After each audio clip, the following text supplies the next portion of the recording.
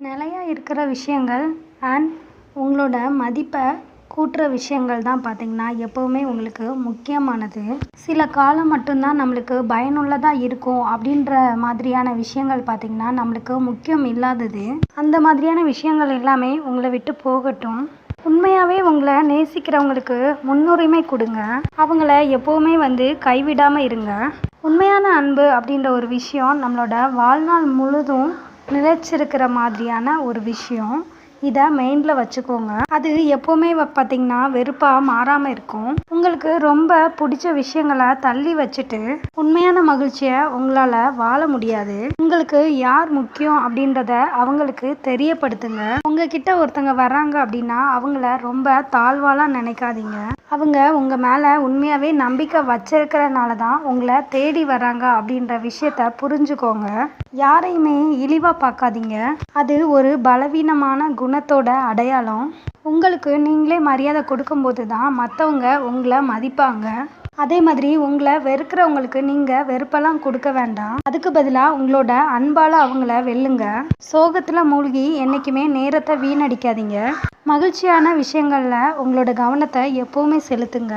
ரொம்ப க்ளோஸான ஃப்ரெண்ட்ஸ் எல்லாருமே பார்த்திங்கன்னா ஒருத்தருக்கு ஒருத்தர் மன்னிக்கிறதுல தவறுறதே கிடையாது.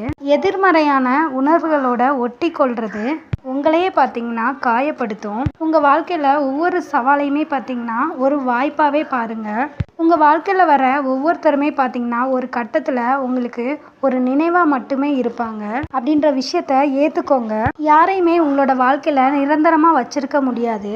மக்களும் மாறுறாங்க, அதே மாதிரி உறவுகளும் கண்டிப்பாக மாறும். ஒருத்தங்க நம்ம கிட்ட இருந்து வெளியேற விரும்புகிறாங்க அப்படின்னா அதை யாராலையும் தடுக்க முடியாது அப்படின்ற உண்மையை புரிஞ்சுக்கோங்க.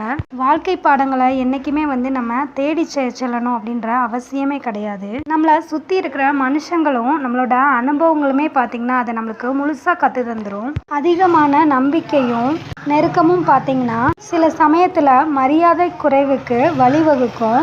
ஸோ எப்போவுமே பார்த்திங்கன்னா கற்றல் அப்படின்ற ஒரு விஷயத்துக்கு முடிவே கிடையாது.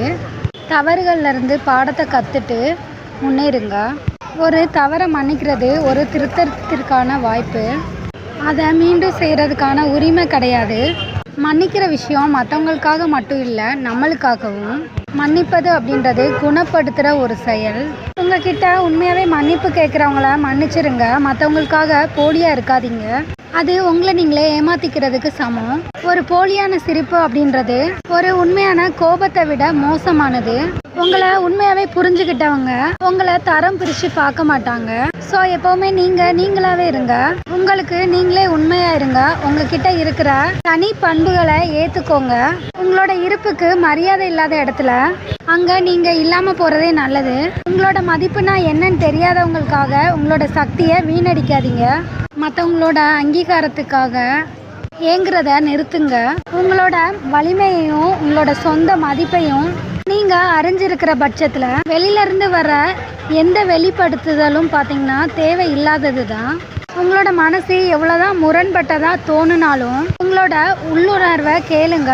அது தன்னோட அறியாமையால் தவறு செய்து மக்கள் மற்றும் சூழ்நிலை வரும்போது சில பேர் உங்களை நேசிக்கிறனால உங்கள் கூட இருக்கிறது இல்லை, ஆனால் உங்களை பயன்படுத்துறதால அவங்களோட உண்மையான நோக்கங்களை அடையாளம் கண்டு பாதுகாத்துக்கோங்க.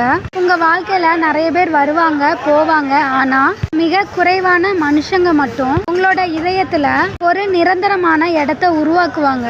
ஒருத்தங்க உங்களை திரும்ப திரும்ப காயப்படுத்தினாங்க அப்படின்னா அவங்க உண்மையாகவே உங்களோட மதிப்பை மதிக்கல அப்படின்னு தான் அர்த்தம். அப்படிப்பட்டவங்களை மன்னிக்கிறது உங்களோட பலவீனமாக ஆகாமல் பார்த்துக்கோங்க.